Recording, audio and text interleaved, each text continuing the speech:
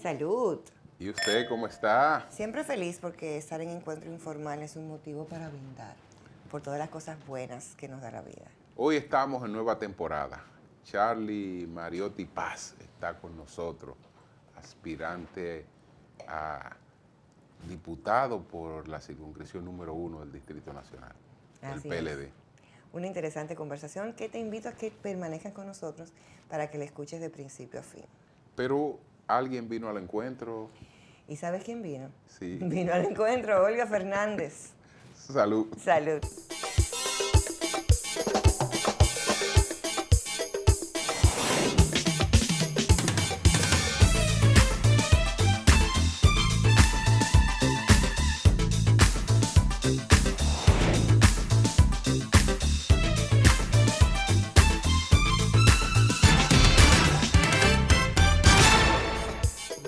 Hola, buenas noches. Una vez más en Vino al Encuentro, robando un pequeño espacio del programa Un Encuentro Informal.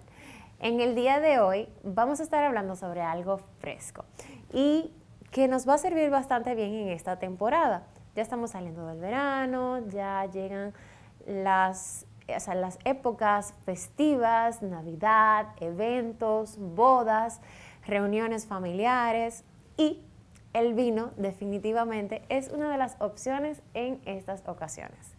La duda que siempre viene cuando surgen estos eventos es qué cantidad de vino puedo comprar, qué cantidad de vino será suficiente para mi evento. Y todo esto realmente tiene una respuesta y tiene un cálculo. Pero antes de hablar del cálculo, de qué tanto nos puede rendir una botella de vinos, vamos a aprender cómo podemos descorchar la botella de vinos con el descorchador de 2 tiempos o doble tiro. Son los descorchadores que suelen usar los camareros o los sommeliers en los restaurantes, que a veces se nos dificulta un poquito porque no entendemos propiamente cómo funciona. Aquí se los vamos a explicar para poder ser expertos en una próxima ocasión. Tenemos aquí la cuchilla, que es donde cortamos la cápsula. Tenemos aquí los 2 tiros o tiempos. Son apoyos que se hacen en la boca de la botella para poder jalar el corcho.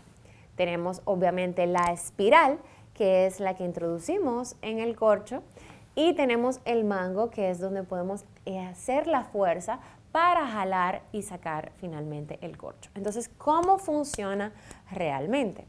Lo primero que vamos a abrir es esta parte para cortar la cápsula metálica del vino, que es la cuchilla. La cápsula metálica se corta justamente debajo del cuello de la botella. Cuestión de que si cortamos muy arriba, podemos dejar parte del material metálico o polvo que tenga esta botella y esto puede caer en la copa del comensal y eso es algo un poquito desagradable. Entonces, el corte vendría siendo debajo del cuello con mucha precisión y hacia arriba. Bordeamos hacia adelante, hacia atrás y empujamos hacia arriba. Cuestión de que cuando ocultamos la cuchilla y descorchemos la botella, salga la cápsula completa. Entonces, ya luego de que tenemos la botella totalmente descubierta, mírenle aquí, ya procedemos a ocultar la cuchilla para no cortarnos y sacar el espiral. La espiral tiene básicamente, dibuja un círculo imaginario donde nosotros tenemos que encontrar el centro. Y el centro no es precisamente la puntita de la espiral. La espiral, el centro de la espiral debe de ir al centro del corcho de la botella. Es decir, con esto, que la puntita de esta espiral va un poquito cerca de uno de los bordes del cuello de la botella. De esta forma. Vamos a introducir. Ay, no sé si podrán ver, pero más o menos así. O sea, no justamente al centro. Quizás ahí pudiesen ver algo. Y damos aproximadamente entre 7, 8 vueltas, como sea cómodo. Y descanse el primer tiro, que es el primer soporte. Aquí ya tenemos la espiral casi completa dentro del corcho. Cae perfectamente bien el primer tiro. Sostenemos con nuestra mano de apoyo y jalamos con la derecha si somos diestros, con la izquierda si somos zurdos. Eso no tiene. Ya luego levantamos, apoyamos el segundo tiro que cae automáticamente. Igual sostenemos la botella y jalamos con cuidado, sin hacer mucho ruido. Y listo, ya tenemos nuestra botella descorchada. Como pueden ver, el corcho está totalmente completo. Dígase, no rompimos el corcho, no tenemos que colar el vino. Es súper simple, es una cuestión de práctica. Aquí está el corcho intacto y podemos pues guardarlo. Para el servicio de las botellas, normalmente una botella de vinos puede completar aproximadamente 6 copas y las mismas se llenan hasta donde empieza la barriguita de la copa a abrir. Ya esta es una copa tipo balón y si se pueden fijar, la parte más ancha, la barriguita de esta copa, es justamente aquí donde hemos dejado el vino. Esto es todo por el día de hoy. Si esto lo ponen en práctica, pues van a poder ver cómo el vino les va a rendir bastante bien en sus eventos. Recuerden, son 6 copas de vino por botella e incluso pudiesen ser más, dependiendo del tipo de evento. Y si quieren probar vinos diferentes, pues el servicio es mucho menor. Aquí estamos sirviendo alrededor de 4.5 onzas. Pudiésemos realmente servir 2 onzas y que cada comensal pueda probar pues más variedad de vino. No le tengan miedo a probar distintos vinos en una misma noche. Lo que sí tienen que tener en cuenta es que siempre deben de tomar agua y mantenerse hidratados. Esto fue todo por hoy. Espero que les saquen provecho en estas fiestas que se aproximan y nos vemos en una próxima ocasión. ¡Salud!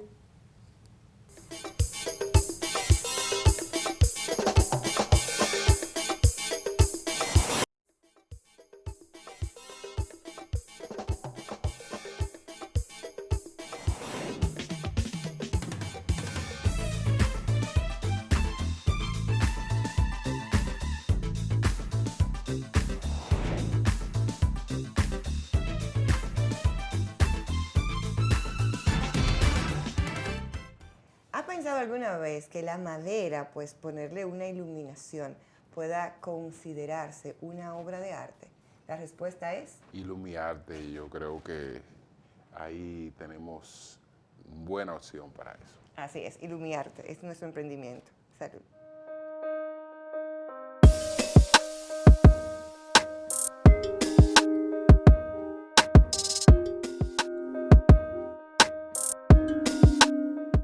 Bueno, Ilumiarte Redes surge para el cumpleaños número 55 de mi padre. Resulta que para esa época nosotros queríamos regalarle algo especial que él recordara. Entonces, mi esposa, acá, que es muy talentoso, él siempre se interesó en lo que es la manualidad de madera y veía muchos videitos así de hacer manualidades y esas cosas. Pues yo le dije, vamos a ver qué podemos hacer algo así como que mi padre siempre lo recuerde, que sea algo especial. Y como él solo trabajaba con madera, pues dijimos, ¿y por qué no le agregamos algo de luz a la madera? Con algún dibujito, algún texto. Y nos surgió la idea, bueno, pues vamos a ponerle luz a una base de madera. Entonces, eso lo estuvimos investigando, cómo se hacía, más o menos. Le pusimos luz a una base de madera.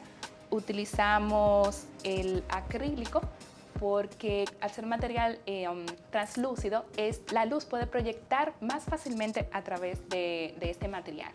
Y cuando lo creamos, pues, eso salió bellísimo.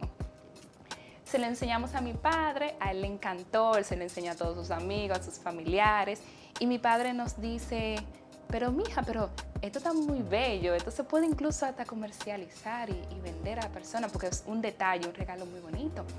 Y mi esposo y yo estuvimos discutiendo, yo, pero claro, tú también haces otras cosas así de madera que son como detallitos y a él también le ha encantado, ¿por qué no? Y bueno, y ahí fue como que surgió todo el proyecto. Dijimos, pues bueno, aquí vamos a arrancar a hacer este emprendimiento. Tenemos ya 2 años y medio, aproximadamente 2 años y medio.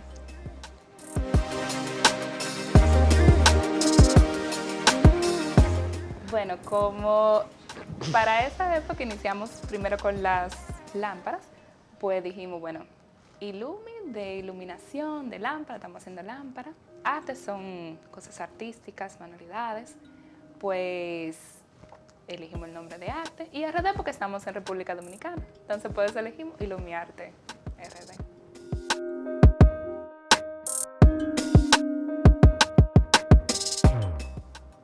Bueno, tenemos una amplia gama. Tenemos entre libretas, hacemos también portarretratos, llaveros, tarjeteros, hacemos trofeos. Hay otro tipo de servicio que también, por ejemplo, si algún cliente desea, por ejemplo, hacer un portarretrato en una madera que nosotros no utilizamos mayormente el plywood y el acrílico. Pero si, por ejemplo, una persona quiere un portarretrato en cedro o en roble, o sea, estamos abiertos a que esa persona lo traiga y se puede hacer el corte y grabado de la personalización que el cliente desee.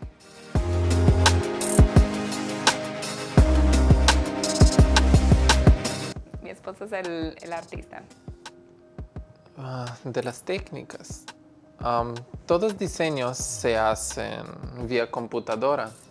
Todo es computerizado. Entonces, un cliente nos pide, por ejemplo, una foto de su pareja o cualquier diseño, corazones. Entonces, elige nombre, texto o frase. Lo diseñamos, lo enviamos al cliente para que le revise. Y luego hay varios pasos que recortamos con el láser, lo asemblamos, empacamos y enviamos al cliente.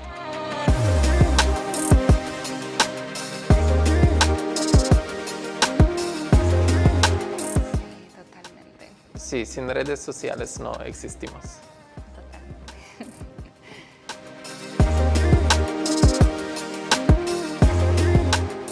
Bueno, tenemos muchos sueños. O sea, ahora mismo estamos aquí en Santo Domingo, pero nuestro sueño es poder abrir más sucursales en todo el país e incluso hasta en el extranjero. O sea, llevar nuestra arte a cada persona del mundo que le pueda interesar.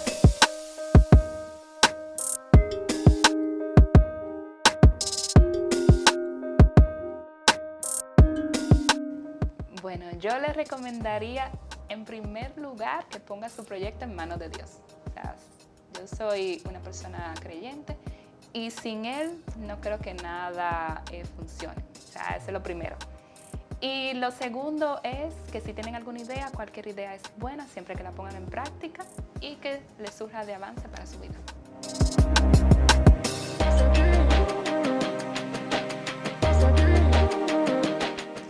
Sí, nosotros nos encontramos en Instagram como @illumiarterd. Algunas personas se confunden con el i, pero es illumiarterd. Eso es en Instagram. Y en Facebook, igual, illumiarterd.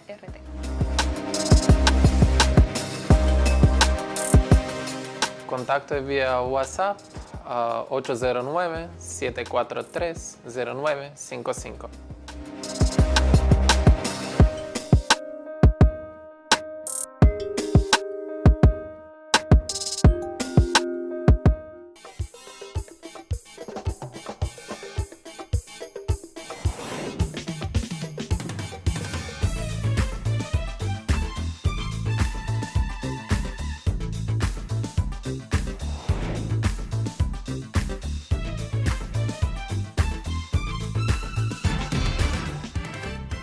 Bueno, ha llegado el momento de presentar nuestro encuentro de esta noche, doctora. Así es, una interesante conversación con un joven con sabiduría, con preparación y con propósito para llegar a la Cámara de Diputados. Vamos a ver de inmediato nuestro encuentro de hoy con Charlie Mariotti. Charlie Mariotti Jr. o Charlie Mariotti Paz. Adelante. Adelante.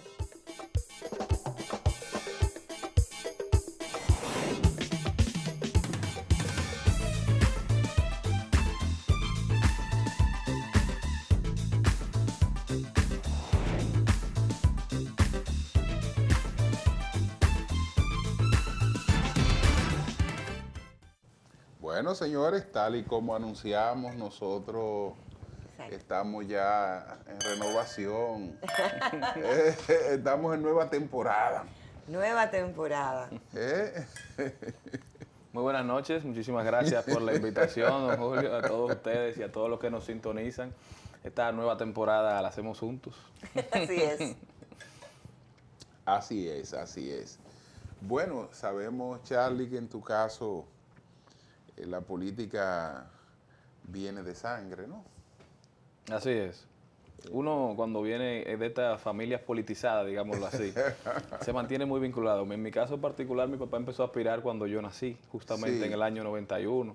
Empieza su primera aspiración, o sea que de una u otra forma yo siempre estuve muy vinculado a la actividad política, siempre andaba con él cuando ya tenía 6, 8 años, me iba en el vehículo, me mantenía muy cercano y se me inculcó esa vocación de servicio desde muy joven, también un sentido de responsabilidad, de no sentirme superior a nadie por lo que me había dado la lotería de la vida, sino de aprovechar esas oportunidades, adquirir conocimiento, formación y cuando tuviésemos la oportunidad, ponerla al servicio de la gente. Y creo que eso es lo que hemos hecho durante nuestra vida. Yo fui en una oportunidad, luego de que terminé una parte de mis estudios, tuve la oportunidad de ser servidor público, no funcionario público. Yo fui un técnico en una institución que trabajaba con temas energéticos y ahora quiero poner mis capacidades al servicio de mi país en el Congreso de la República. Sin lugar a dudas, cada candidatura pues tiene un sello que la distingue, un elemento diferenciador. ¿Cuál es ese elemento diferenciador de tu propuesta para ocupar una curul en la Cámara de Diputados? Mira, mi camino hacia la política electiva no ha sido tan lineal como la gente puede pensar, porque como dije al principio, yo siempre he estado involucrado con temas políticos, pero yo aspirando no me veía, por eso no lo hice antes. Lo que pasa es que yo en el 2016 tuve la oportunidad de irme fuera a trabajar en la oficina del congresista norteamericano Charles Rangel, Sí. que era quien ocupaba la curul que hoy ocupa don Adriano Espaillada, la ocupó por más de 40 años. Yo lo conocí aquí en una visita al país, yo ya había tenido la oportunidad de andar por los pasillos del Congreso Nacional y conocía más o menos la dinámica, me colé en una que otra comisión, escuchaba, participaba en los debates, pero cómo funcionaba el Congreso norteamericano era algo que me llamaba mucho la atención. Entonces decidí empezar un proceso de aplicación para lo que los norteamericanos denominan un fellowship. Entonces allá llego, luego de un año, a la oficina de Charles Rangel, y ahí yo empecé cogiendo teléfono y terminé trabajando temas de sus discursos, trabajando temas de la diáspora, temas de infraestructura para la ciudad de Nueva York. Y lo que más me llamó la atención de esa experiencia fue cómo los representados le exigen a sus representantes. Cuando llamaban las personas a preguntar ¿por qué Rangel votó de esta forma? ¿Por qué no votó de esta forma? ¿Qué está haciendo? ¿Por qué no está yendo a las sesiones? Y ese modelo de representación es algo que yo quisiera importar a la República Dominicana. Aquí los legisladores tienen 3 funciones básicas, que son legislar, representar y fiscalizar. Y la gente a veces se olvida de la representación que es tan necesaria en una sociedad como la dominicana. Y también la gente se olvida que la primera función que tuvieron los parlamentarios cuando se implementó el Parlamento fue la de representar a las personas y ser esa voz. Y eso es lo que yo quisiera. Quisiera que fuera el sello distintivo de mi gestión, una cercana a la gente, donde todas las opiniones cuenten y que aspire a construir y no solamente a destruir. Esa experiencia con Charles Rangel, el tema, por ejemplo, del lobby, que es muy activo en el Congreso de los Estados Unidos, ¿cómo lo percibes y cómo se maneja? Yo sé que es totalmente legal, Claro. pero éticamente, ¿cómo se desenvuelve todo eso? Mira, es sumamente interesante porque prima mucho las relaciones primarias entre la gente. Eso es lo que distingue a un buen lobista de un mal lobista. Por eso, si usted se fija, la mayoría de los lobistas son personas que han estado en el Estado, personas que fueron congresistas o que trabajaron con algún presidente en la Casa Blanca, personas que tienen vínculos con los representantes. Y eso es parte esencial de ese trabajo. por eso me llamaba mucho la atención cada vez que llegaba el lobista, que no venía a hablar solamente de la aprobación de un proyecto de ley. Cuando querían promover una iniciativa, lo hacían analizando todos los puntos en los que esa iniciativa podía beneficiar a la sociedad, a la demarcación del representante. No era simplemente diciendo, Claro. mira, esto te va a beneficiar a ti como candidato. No, es que esta iniciativa va a beneficiar la economía de tu demarcación, va a beneficiar a tal sector de esa demarcación. Y cuando tú tienes un lobby, digamos, establecido y regulado, entonces tú promueves una actividad que lo que va es a velar por el interés de la mayoría de las personas. La gente habla de los lobistas y solamente cree que los lobistas son para temas que conllevan millones de dólares. No. Los ciclistas de Nueva York tienen un lobbying. Las personas que los están sacando de sus casas tienen un lobbying. Y esas personas van con un representante, mandan una comisión al Congreso Nacional y los diputados, los congresistas tienen que escucharlos. Es simplemente el lobby lo que trata es de aprobar las cosas que la gente necesita que se aprueben de una manera quizás más organizada, teniendo las conversaciones que tenemos que tener, no hacerlo de manera avasallante, sino construyendo una versión que le convenga a la mayoría de las personas. ¿Cree que ese sería un tema regular en la República Dominicana, a Yo creo que trabajarlo en términos legislativos? quizá nosotros no estamos listos para esa decisión, pero creo que para la conversación siempre debemos estar prestos, porque la realidad es que aquí pasa, aquí sucede mucho lobbying, y hacerlo más transparente yo creo que va en beneficio de la sociedad, que la gente sepa quiénes están velando por qué temas y a dónde están yendo, a qué congresistas, por qué un congresista vota de tal forma. La Cámara de Diputados es una institución que tiene una reputación en estos momentos un poco dudosa. Yo creo que gran parte de eso se debe a la falta de transparencia y de información. Yo, que he trabajado con algunos amigos diputados en calidad de asesor, sé que hay mucha gente buena, mucha gente que le ha dedicado su vida a este país y que trata de construir una mejor nación día tras día. Por eso yo quisiera promover, una vez lleguemos a la Cámara de Diputados, una iniciativa para modificar el reglamento de la Cámara para que no solamente las sesiones en el hemiciclo sean transmitidas en vivo, sino también las sesiones de las comisiones. Usted sabe que en las comisiones es que pasa la mayor parte del trabajo legislativo, ahí es que se conversa sobre lo que se introdujo, ahí tú sabes quién está yendo a la comisión, quién no está yendo, a qué se le está dando prioridad, y yo creo que eso sería un buen ejercicio para que la gente se mantenga atenta y la gente sepa realmente quiénes están trabajando y por qué temas están trabajando. Coméntanos un poquito sobre cómo ha sido ese proceso de hacer campañas, ese proceso de ir a los barrios, de ese contacto con las personas. A mí me ha encantado, a mí siempre me ha gustado estar muy cerca de la gente, esa es la parte que más me gusta de la actividad política, siempre lo ha sido. Pero ahora ya cuando eres tú el candidato, que tú te andas promoviendo, es muy diferente cuando estás acompañando a una persona, aun cuando sea tu padre. Yo creo que ha sido una experiencia nueva pero bonita. Me encanta cómo la gente me recibe. Hay personas que me dicen, mira, no quiero saber de tu papá, pero te voy a dar chance. Y personas que me dan la oportunidad de conocerme y de demostrar la capacidad que tenemos. Cuando anuncié mis aspiraciones, me di cuenta que habían muchos que tenían expectativas muy altas para mi carrera. Me decían, no puedes perder. También me di cuenta que hay quienes tienen expectativas muy bajas. Si de algo yo estoy seguro es que en ambos casos habrá personas decepcionadas, pero yo cuando voy a la casa de la gente lo que le pido es que si me va a juzgar, que me juzgue por mis acciones, por mis ideas, por lo que estamos tratando de hacer, por lo que estamos tratando de construir. ¿Cómo es el contacto? Porque hay, digamos, distintos estratos en la circunscripción número 1.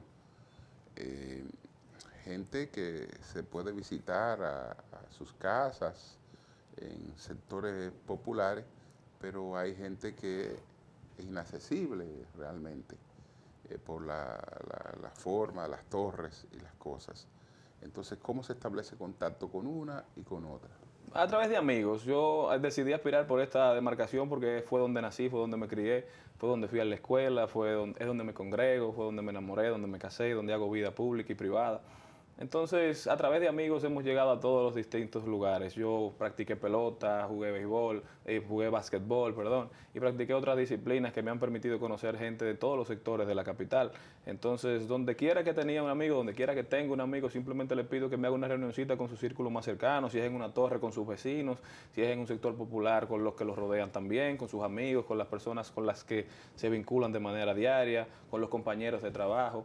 Y una reunión nos ha llevado a la otra y así hemos podido recorrer ya todo el Distrito Nacional, las más de 40 comunidades que componen esta demarcación. Ha sido muy, muy interesante y donde quiera lo que hemos encontrado es mucha gente buena, gente que lo único que está pidiendo es oportunidades y eso es lo que queremos contribuir a crear. Sin lugar a dudas, la circunscripción número 1 es compleja, compleja en el aspecto de que tienes varios componentes, tanto urbanísticos como socioeconómicos, y por tu manera de expresarte, perfecto, pues con esa clase medio alta. Pero cuando vas a esos barrios carenciados, ¿cómo se produce esa interrelación? De manera natural, positiva. Yo creo que, como le dije, en todos lados hay gente buena, gente que está dispuesta a No, no escuchar. digo que la pobreza sea No, negativo, sé, sino lo en el sé, lo sentido sé. cómo se genera o sea, porque tú puedes ir compartir una idea perfectamente, Sí. pero cuando no hay necesidades básicas resueltas, ¿cómo es ese proceso de hacer campaña, proselitismo en esas demarcaciones? Yo lo abordo de la siguiente manera. Yo en vez de solamente llegar a proponer, trato de llegar a escuchar.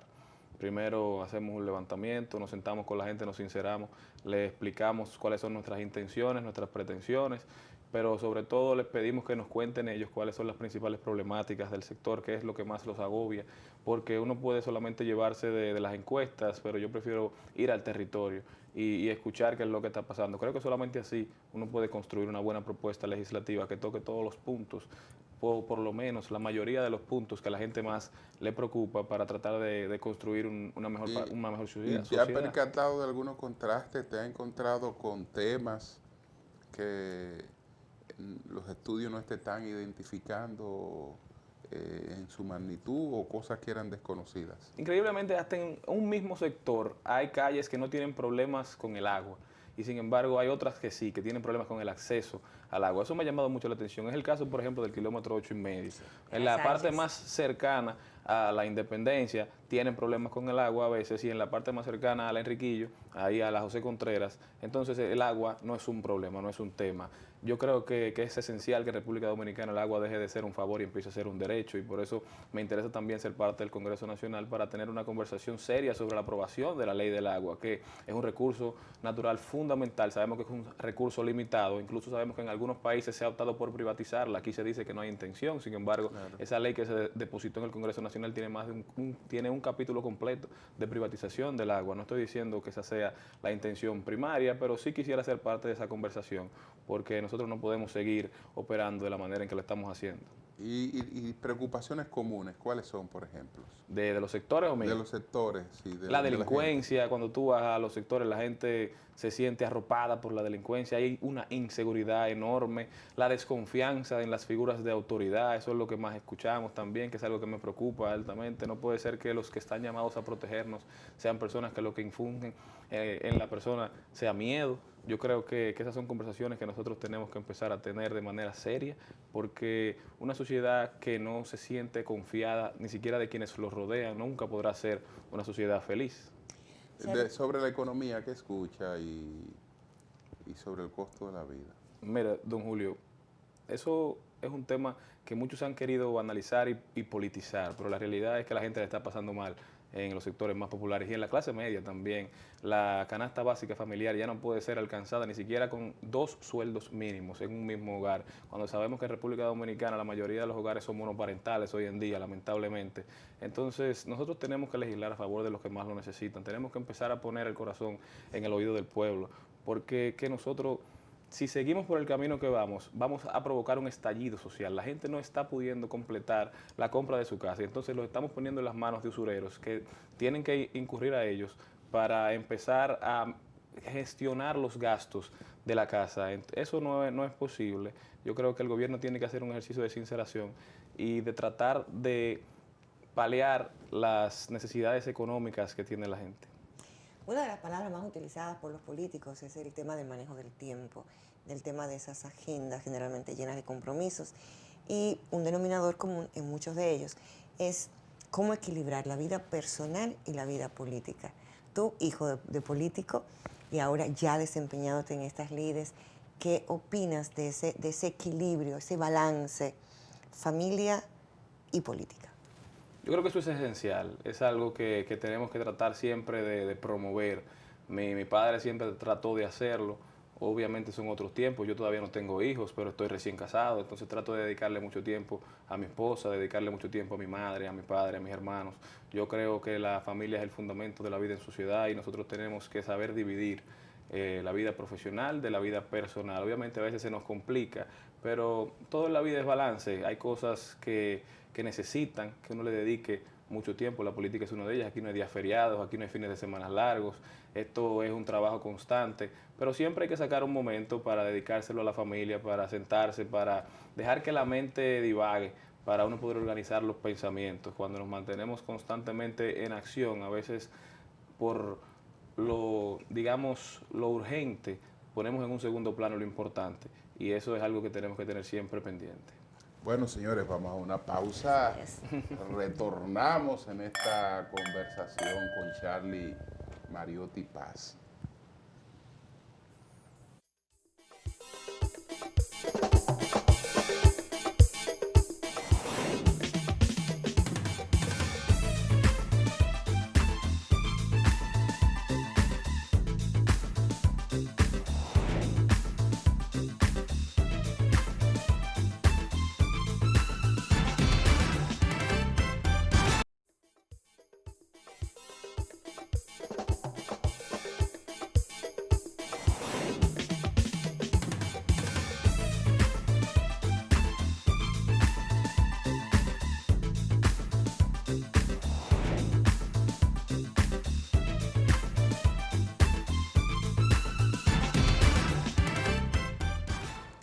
Bueno, Charlie, hay muchos desafíos para los jóvenes, para los que están, digamos, a los niveles más altos de la sociedad, que sienten que aún con la preparación necesaria, no encuentran las oportunidades para las que se han preparado, y los que están en otros niveles de la sociedad, que sienten que no tienen las oportunidades, muchísimas frustraciones. Entonces, ¿qué contemplas? Mire, don Julio, esa es una de las principales quejas que escuchamos cuando vamos a los sectores, falta de oportunidades en todos los sentidos. Por eso quisiéramos legislar a favor de la creación de esas oportunidades, empezando por una ley de clubes que venga a fomentar el ejercicio y la asignación de recursos en base a resultados para los clubes, para que se conviertan nueva vez en el epicentro de la vida en sociedad y en comunidad de los barrios de la capital. Por ejemplo, uno de las medidas que vamos a analizar, cuántos jóvenes tienen afiliados, cuántos jóvenes tienen en selecciones nacionales, cuántos deportes están practicando. Yo creo que eso va a permitir que los clubes tengan acceso a recursos para que puedan invertir en infraestructura deportiva nueva, en mantenimiento de la infraestructura que ya tienen, en contratación de técnicos para que puedan dar las clases.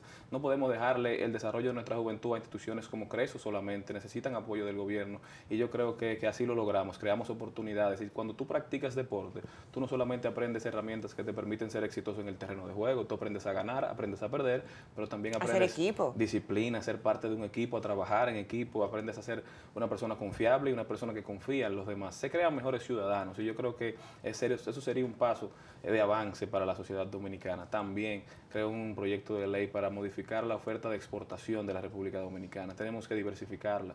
Ya no basta con decir el mundo entero consume lo que nosotros producimos solamente. Tenemos que empezar a producir lo que el mundo está consumiendo. Para eso tenemos la iniciativa de crear un proyecto con 3 partes: la academia, el Estado y también el sector privado. ¿Por qué? Porque lamentablemente solo no podemos. Nosotros creemos que si estas 3 fuerzas se unen, empezamos a invertir en investigación y desarrollo para saber qué está consumiendo China, qué está consumiendo la India, qué está consumiendo Latinoamérica, que es una economía que va creciendo rápidamente, y empezamos a producirlo aquí en República Dominicana y a formar jóvenes para que vean oportunidades en el país de crecimiento socioeconómico.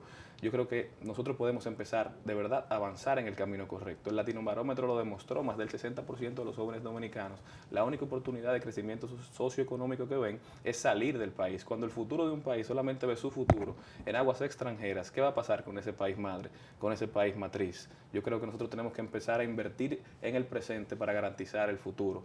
También quisiera promover una ley de pasantías pagadas para motivar la inserción laboral. Hay gente que me dice que eso es un sueño, que hay mucha gente hablando de eso, que toda la vida se ha hablado de eso. Bueno, primero, gracias a Dios que hay mucha gente hablando de eso. Quizás si llegamos todos al Congreso vamos a poder aprobarlo. Y segundo, que es un sueño. Claro, si algo vale la pena soñar es en un mejor futuro para los jóvenes, o sea, que yo quisiera que todo el mundo tenga ese sueño. ¿Cómo lo lograremos? Bueno, alianza público-privada, que a este gobierno tanto le gustan. En este caso yo creo que pueden ser beneficiosas. ¿Por qué? Porque tenemos que empezar a crear oportunidades de desarrollo aquí en el país. Si nosotros no visibilizamos ejemplos de éxito que lo hagan a través del trabajo, del esfuerzo, de los estudios, no podemos exigirle a toda una sociedad que quiera tener ese tipo de camino, que quiera emprender ese tipo de camino. Ese es el compromiso que nosotros tenemos que asumir, visibilizar las necesidades de los jóvenes y empezar a legislar en su favor. Me quedo y me engancho con esto, con el tema de la juventud y las propuestas. Pero ¿cuál sería la respuesta que plantearías desde la Cámara de Diputados, cómo vas a llegar, en el sentido de una juventud que en muchos casos las alternativas que le brinda la misma sociedad es un dembow y cuando los escuchas, léxico que se basa solamente de verdad en verdad, tato y tú me entendiste? Entonces, ¿qué propuestas entiendes que pudieras elevar desde donde estés? Mira, yo creo que primero, como esto es un tema de la sociedad en general, nosotros tenemos que empezar, como digo, a visibilizar ejemplos de éxito que lo hayan adquirido de la manera que nosotros entendemos que es un éxito cimentado en valores, un éxito trascendental, un éxito que podrá mantenerse en el tiempo, no un éxito efímero. Esa es la realidad. Eso es lo primero que nosotros tenemos que hacer. Ese es el compromiso en el cual tenemos que apostar.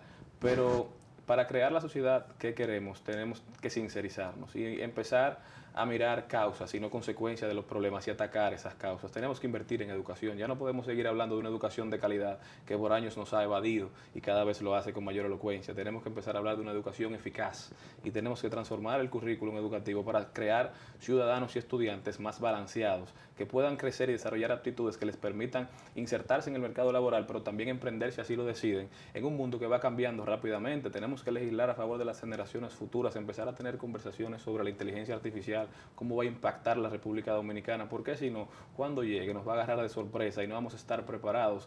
Yo creo que es mejor prevenir que lamentar. En el tema del dembow y de la música urbana, que es un tema que a la gente le gusta tocar mucho, creo también que eso mismo es consecuencia y no causa de los problemas. El lenguaje decía Quevedo, que se transforma desde lo más bajo de la sociedad y eso es algo natural y lo van asumiendo las capas más altas. Pero si nosotros tenemos un sistema educativo que no garantiza la educación básica de nuestros jóvenes, no vamos a poder avanzar nunca en ese sentido. ¿Y a tu partido cómo lo percibes en esta circunscripción?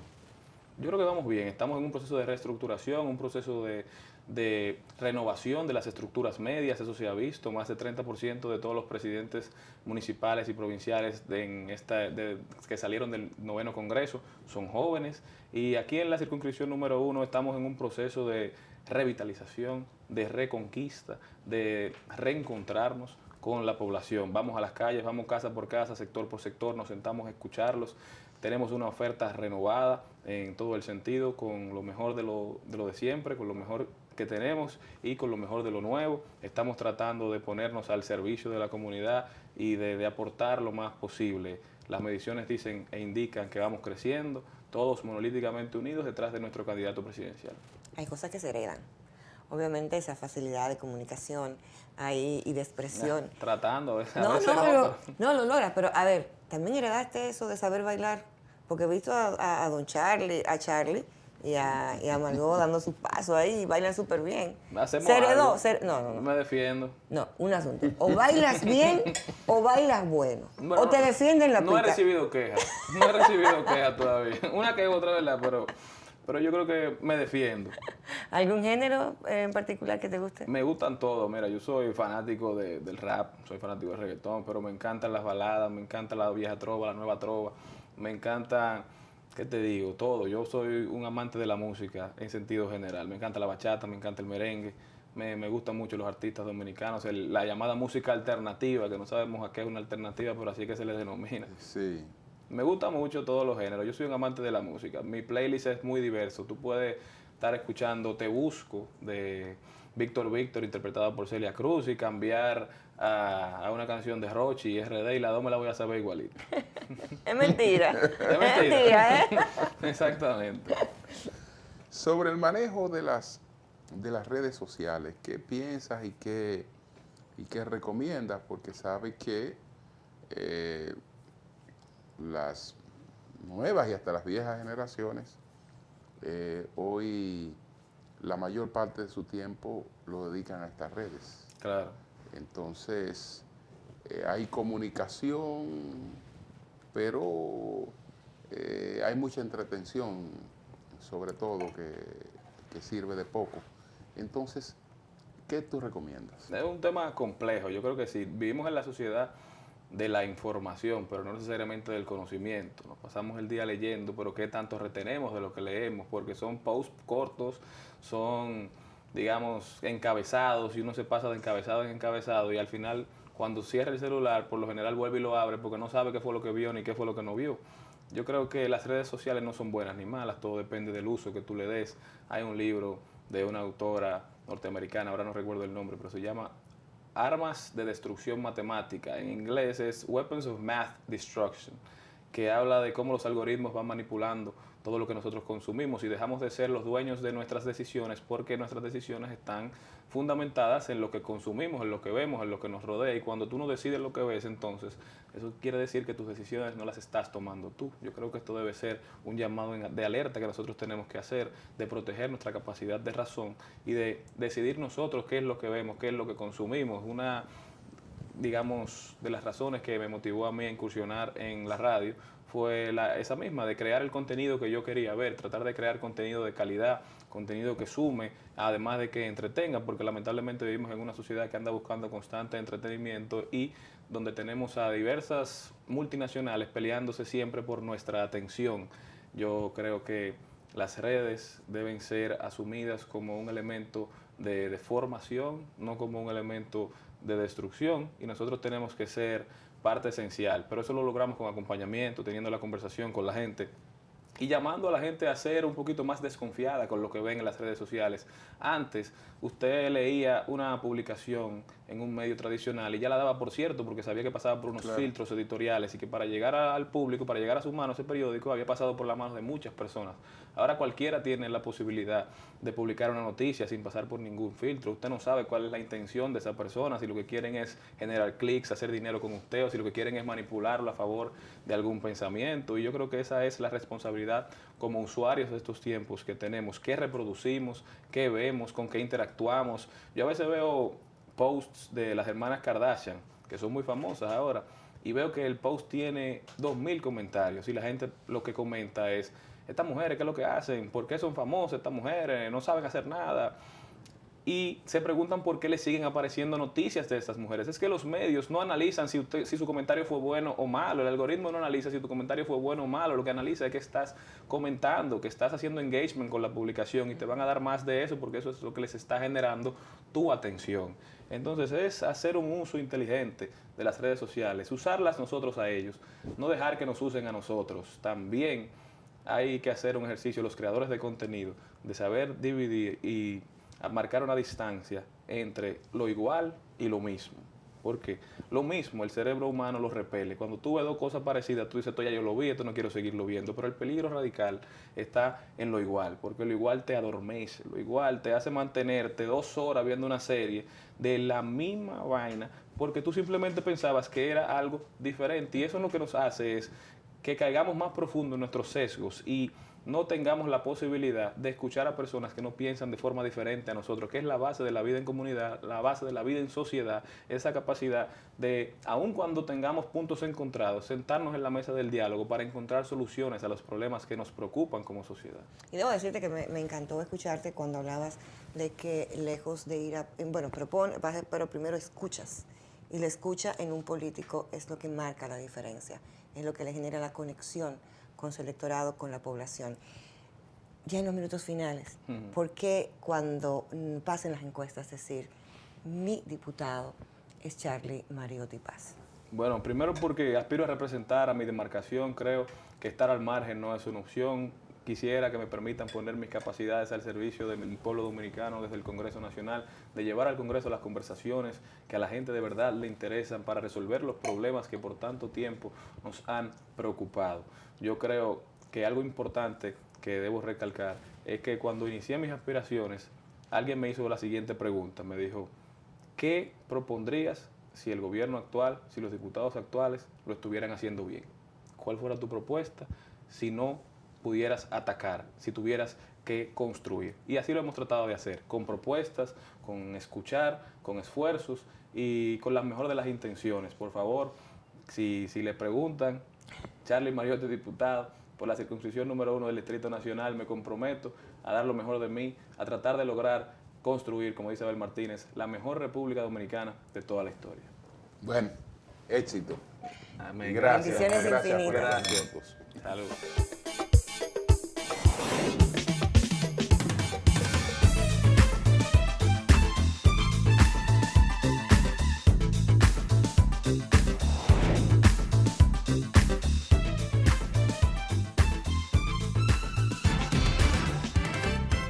Bueno, señores, gracias a todos. La verdad es que nosotros, como siempre, la pasamos muy bien Así es. y esperando que nuestros televidentes también.